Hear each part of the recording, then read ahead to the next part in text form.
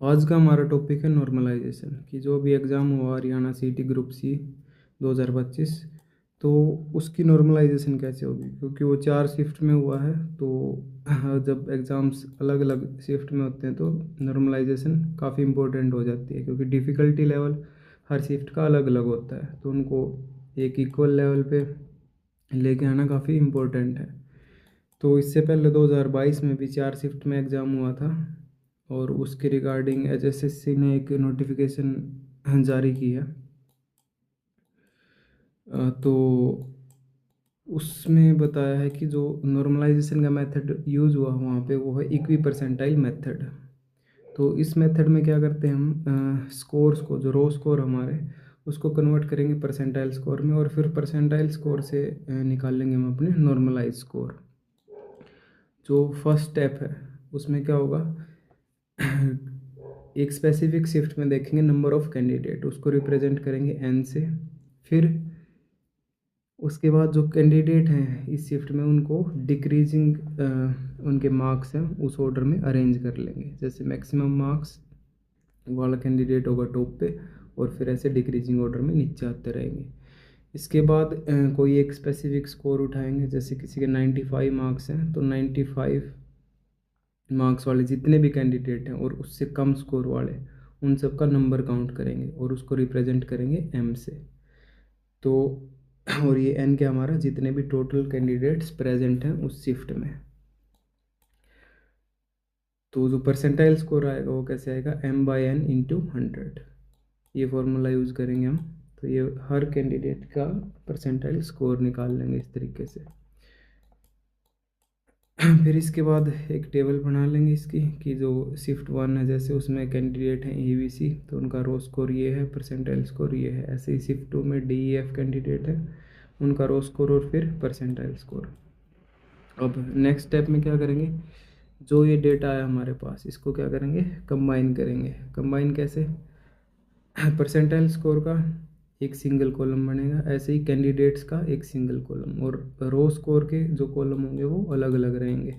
तो इस तरीके से। और अरेंजमेंट कैसे करनी है हमने, वो decreasing order of percentile score, कि जो मैक्सिमम या हाईएस्ट परसेंटाइल है वो टॉप पे, और फिर डिक्रीजिंग ऑर्डर में। उसके बाद उसके कोरस्पॉन्डिंग कैंडिडेट्स, अगर किसी की इक्वल परसेंटाइल है तो इक्वल लेवल पे एक ही सेल में उन कैंडिडेट्स को हम रख लेंगे।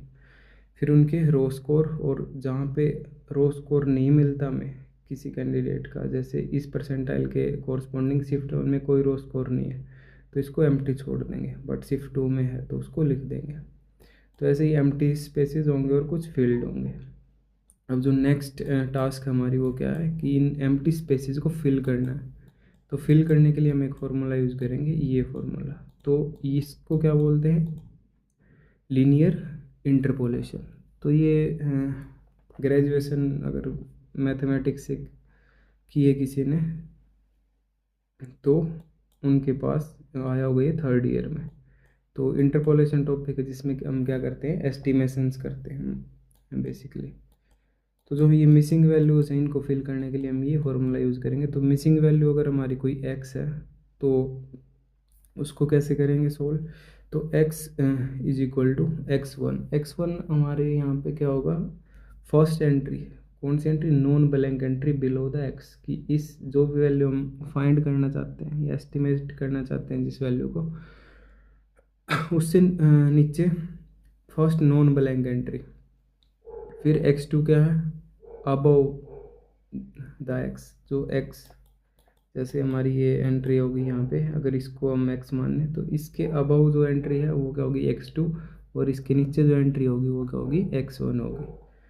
फिर इसके कोरस्पॉन्डिंग, x1 के कोरस्पॉन्डिंग जो परसेंटाइल है वो p1, और x2 के कोरस्पॉन्डिंग जो परसेंटाइल है वो p2, और जो इस x के कोरस्पॉन्डिंग परसेंटाइल वो हमारा कैपिटल P हो जाएगा। तो हमारा ये फॉर्मूला है। तो इसमें ये एक्सप्लेन भी कर रखा है कि कौन सी चीज़ क्या है। इसके बाद हमारी जो हम हर एक वैल्यू के लिए फॉर्मूला लगाएंगे। तो ये जैसे एक्स आ गई, XT, YA और YP, इन सब को हमने सोल्व कर लिया। इसके बाद नेक्स्ट स्टेप में क्या करेंगे, एवरेज निकालेंगे, जो ये रो स्कोर है हमारे पास। तो इस रो में इस रो का एवरेज निकालेंगे, फिर ऐसे इस रो का। तो जो ये एवरेज स्कोर आएंगे ये हमारे क्या होंगे, नॉर्मलाइज्ड स्कोर होंगे। फिर इसको अगर हम वेरिएबल्स की टर्म में या जनरल फॉर्म में ना पढ़ के एक एग्जांपल की हेल्प से देखते हैं कि कैसे सोल्व करना है। जैसे अब कोई एग्ज़ाम हुआ है, डे वन में 2 शिफ्ट है, ऐसे ही डे 2 में भी 2 शिफ्ट्स है, तो टोटल 4 सेशंस हो गए हमारे पास। ये नंबर ऑफ कैंडिडेट्स यहाँ पे अपीयर्ड और साथ में एब्सेंट, फिर टोटल, फिर रो स्कोर है उनके हाईएस्ट एंड लोएस्ट। इसके बाद फर्स्ट जो टेबल है वो किसकी है, हाईएस्ट रो स्कोर की एंड कोरस्पॉन्डिंग परसेंटाइल स्कोर। तो हर शिफ्ट में जो जो भी हाईएस्ट स्कोर होगा, जैसे सेशन 1 2 3 4 में इतने नंबर ऑफ कैंडिडेट अपीयर हुए हैं और उनका हाईएस्ट स्कोर क्या है, ये है।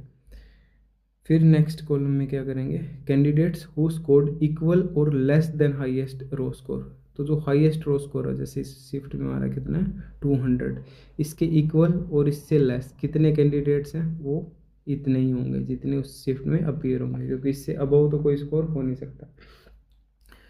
तो वैसे ही हर शिफ्ट में ये जितने कैंडिडेट अपीयर हो जाएंगे, मैक्सिमम जो हाईएस्ट रो स्कोर हो वो सेम ही आएंगे इनके, ये नंबर सेम रहेगा। तो अगर नंबर सेम है तो ये फॉर्मूला यूज़ करेंगे हम यहाँ पे परसेंटाइल स्कोर निकालने के लिए, जो ऊपर था ये वाला।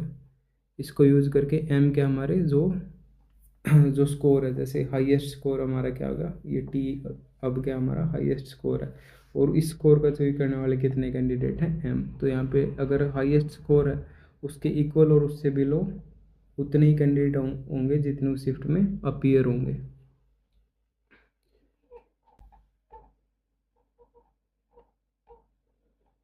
तो इसके बाद क्या हमारा highest raw score and corresponding percentile scores.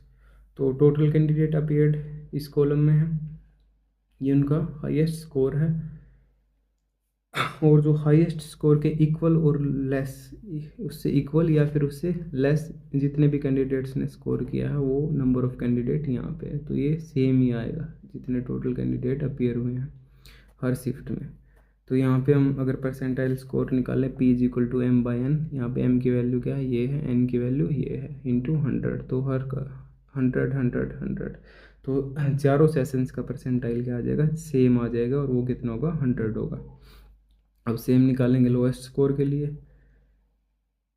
Lowest score में क्या, कैंडिडेट हु स्कोर्ड इक्वल और लेस देन, यहाँ पे हाईएस्ट गलत लिखा है, यहाँ पे आएगा लोएस्ट रो स्कोर। अब जो लोएस्ट स्कोर को देखेंगे, ये हमारा लोएस्ट रो स्कोर है। अब इतना ये स्कोर कितने कैंडिडेट्स ने किया, इसके इक्वल या इससे लेस तो होगा नहीं, तो इसके इक्वल ही बचेगा हमारे पास।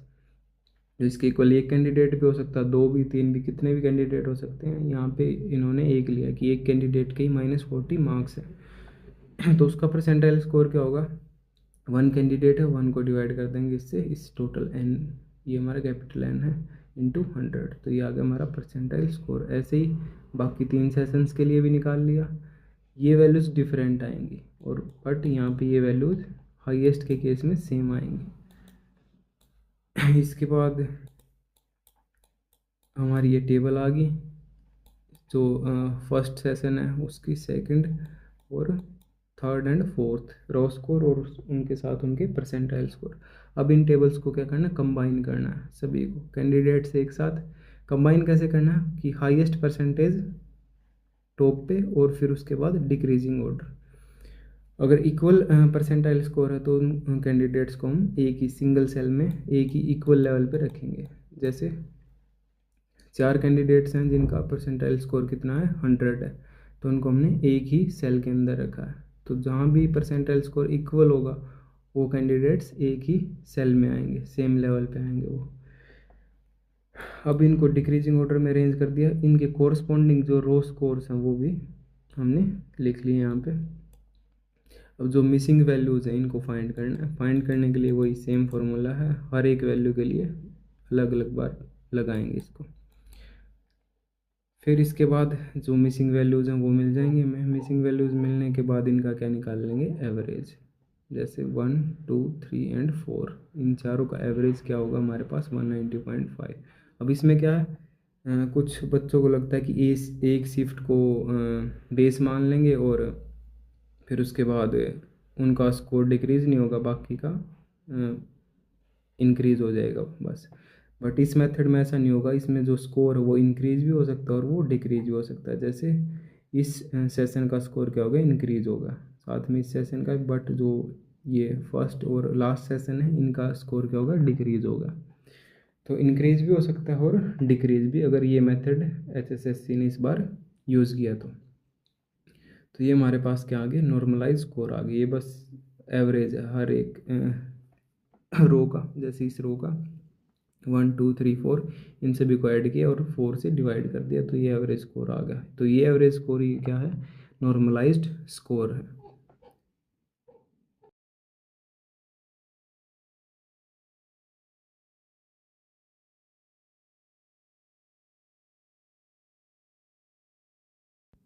इसके अलावा अगर किसी का कोई डाउट है या एक्सप्लेनेशन के टाइम कोई मिस्टेक है तो वो कमेंट सेक्शन में आप मेंशन कर सकते हैं, और किसी और टॉपिक से भी रिलेटेड अगर कोई क्वेरी है तो वो भी आप पूछ सकते हैं।